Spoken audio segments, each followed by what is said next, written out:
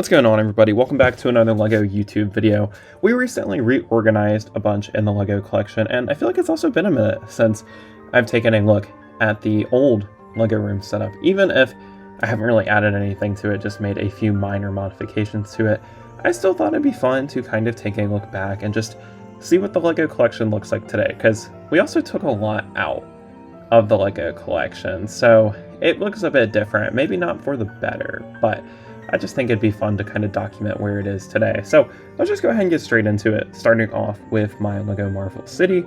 Over here, the first part of it is Avengers Tower, which is, I feel like, my favorite part of my LEGO Marvel City display, and the most recent addition to it, as the Avengers Tower is the newest Marvel modular building. I haven't gotten my hands on the X-Mansion quite yet, because I think it comes out in November now, and I probably will not be getting it for some time now, but we've also got just a lot of details over here. You can see like the Leviathan, tons of Marvel minifigures posted around here. We've got the townhouse section of the Pet Shop modular building from, I believe, 2011, and we also have the Daily Bugle front and center here with even more minifigures on it. I love how chaotic everything is. There's tons of fun stories that you can see with all the different minifigures, and then the Marvel City display is kind of finished off with the Sanctum Sanctorum, which is my least favorite out of the three Marvel modulars that I have, but I still think it's a really fun set, a lot better than the X-Mansion in my opinion. And since we're finally in the old setup, I thought it'd be fun to show Ruby as well. She's kind of checking out the LEGO room. But next up, we are going to take a look at my LEGO Creator Expert, or I guess formerly known as Creator Expert, but now LEGO Icons Modular City. And first off, we have the second half of the Pet Shop, which is the actual Pet Shop part of that set, and then we also have the 2015 Detective's Office, which I think to this date is still my favorite modular building. I just have a lot of nostalgia for it, and it's got a very fun design to it. I love the color scheme too. We've got tons of minifigures posted around. I really like the Scarecrow helicopter from the LEGO Batman movie atop the Detective's Office, and we also have the police station, another one of my favorite modulars. I love the purple color scheme with the donut shop, and I really like the Minecraft wolf heads that they use. And we've got like the bat signal over here with Commissioner Gordon, as well as the police helicopter, so really happy with the stories I was able to tell over there. And then we have the newest and the biggest LEGO modular building, the museum, and this is also one of my favorites too. I think LEGO's been doing a great job recently with the modular buildings. One of my favorites, definitely one of the biggest too. And then we kind of finish off this very first half of the LEGO Modular City with the Palace Cinema, which is actually the most recent, actually the second most recent addition to my LEGO Modular City, and I really like this one with the custom movie posters and all the minifigures posted outside of it. A lot of fun. And then we've of course got a car kind of separating the two different streets, and the next street, of course, or I guess the next section, if you will, of my LEGO Modular City is the Grand Emporium. And that was my most recent addition to the collection. We've also got the War Love and Thunder Goat Boat atop of Assembly Square, which is the second largest modular building ever released, and also one of my favorites. I really just like all of the modular buildings. They're all my favorites. It's really hard to rank them, but we've also got the Jazz Club, which is really cool too. Love the color scheme on that one too, in the pizza restaurant. The yellows in that is just very unique, and we don't really see that in any of the other ones. And also, we've got the Parisian restaurant, which is probably one of my most nostalgic ones in the collection. This and the Detective's Office and the Grand Emporium, I think, are pretty nostalgic for me. And at the very end here, we have the Boutique Hotel, which was the first modular building I bought recently that kind of got me back into the modulars and sparked this entire city.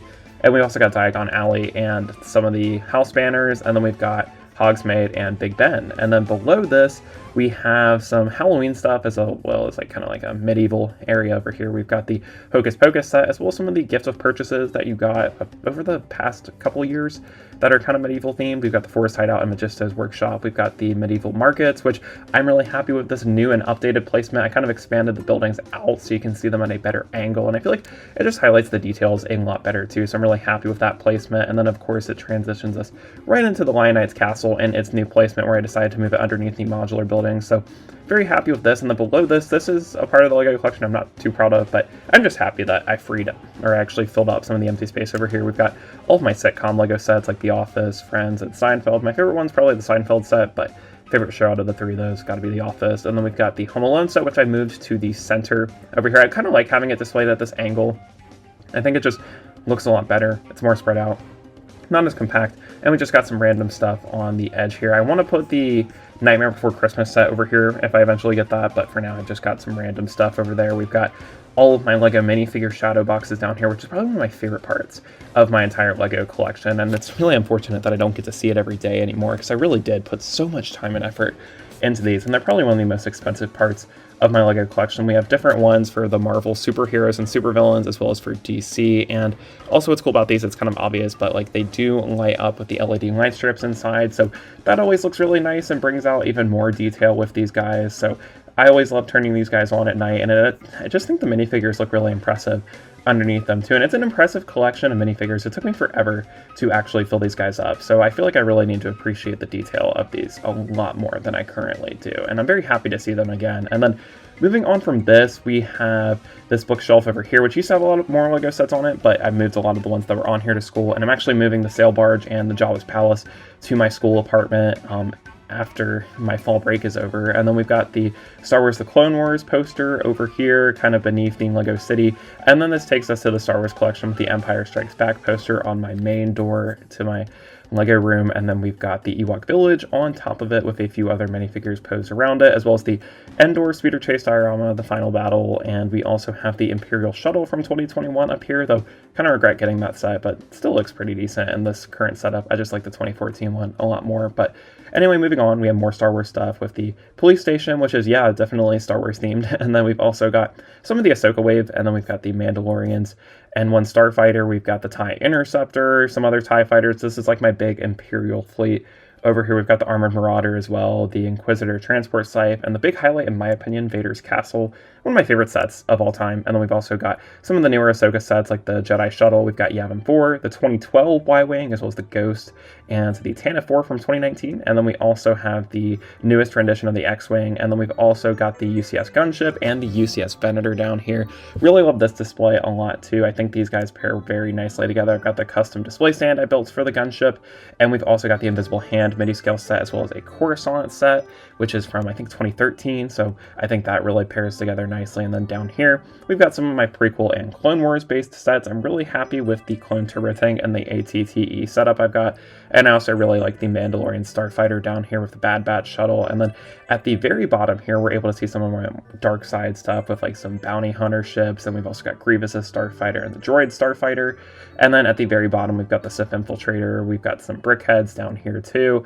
And then on this side, we've got my Hoth display with the probe droid and the AT-AT. Then we've got some Death Star dioramas on this next shelf. And then up here we have the Dagobah diorama, as well as the Kenobi duel. And we got the Tatooine pod race diorama, kind of just a Tatooine shelf over there. And then right here, we've got the Slave One with the Droideka. It doesn't make the most sense, but I did what I could with what I had. And then up here, we've got my Imperial light cruiser with the kind of hallway scenes over here. And then we've also got my custom Star Wars art. The Vader one is official. The 332nd Trooper and the Boba Fett just use alternate instructions. They're still real Lego pieces, just like not officially released sets. And then below it, we have the big highlight of the collection, the UCS Millennium Falcon. It's so awesome getting to see this in person again. I feel like you can't really appreciate all the detail through a camera. It's just so much more breathtaking in person, and I'm very happy to be able to showcase it again. And then we've got the UCS AT-AT below it, same deal, very, very big set, very impressive. With some other Hoth stuff around. We've got my first Lego set with the Hoth Wampa Cave at the very bottom down there, so really proud of that display. And then over here, we've got my kind of Mandalorian display with the Kylo Ren brickheads, the Boba Fett Palace, and then we've got Grogu. And then up here, we of course have the UCS Razor Crest, which is one of the most underrated UCS Star Wars sets. In my opinion, I love this set so much. It was so much fun to build. Probably the funnest out of all the UCS sets that I've ever built. And I think the end product is so good looking too. And then over here, we've got my Lego Ninjago display. And the Lego Ninjago display is cool. I added these minifigures over here. They used to be scattered about the Lego collection, but now they're kind of a bit more organized. So I'm happy with this placement. We've got the Kylo Ren Microfighter over here too. And then we also have the Ninjago City Markets, which is another really good set. The biggest Lego Ninjago set I think ever released. I don't really know any other set that would beat it out because it does have more pieces than the Gardens.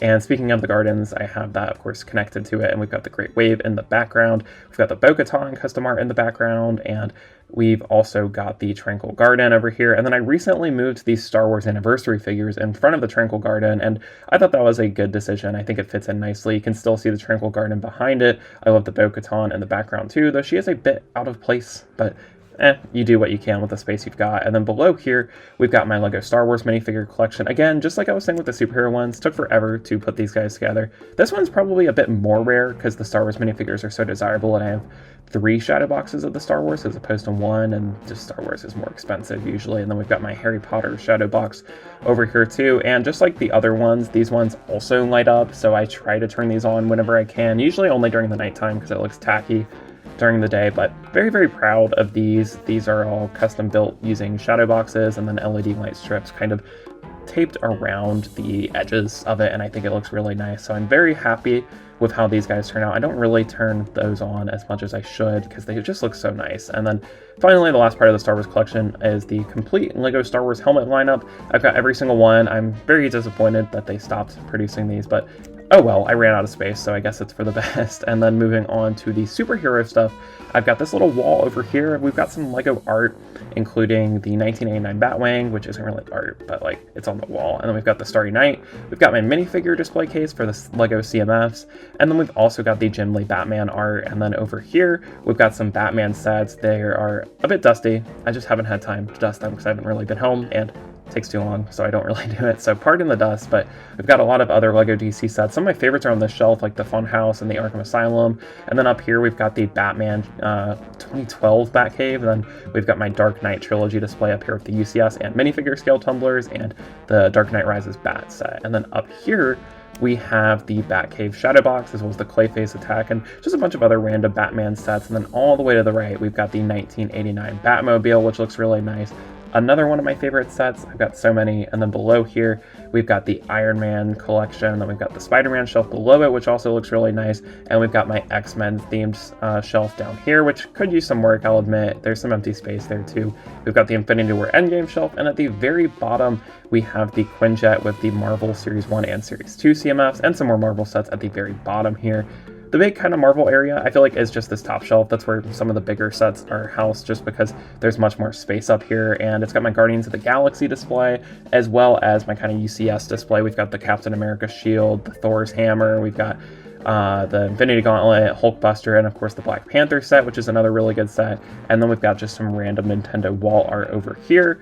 And then finally, one of the last little Lego pieces we've got over here is this bonsai tree, and we've got this fake Lego Breaking Bad camper van, which looks pretty cool. Those aren't really permanent though. And below here, we just got like spare Lego pieces and minifigure bins as well, pick-a-brick cups, just miscellaneous stuff. And then I've just got this little table over here, which I'm hoping to put some Lego sets on eventually, so there's some room for expansion in the future maybe, so we will see, I guess. But I'm really happy with how the Lego collection looks now. I think I didn't really do too much reorganizing, but I just think the reorganizing that I did do makes it look a lot less kind of like rummaged through. Like I feel like I kind of just like took a bunch of Lego sets out and it just looked empty, and it still does look a little empty to how it was before, but I'm happy with how it looks, and I'm excited to potentially add some more sets to it later down the line during my winter break. So we'll see. I don't want to get too carried away, but I kind of want to get back into the hobby where I'm building and displaying sets again, because it is a lot of fun.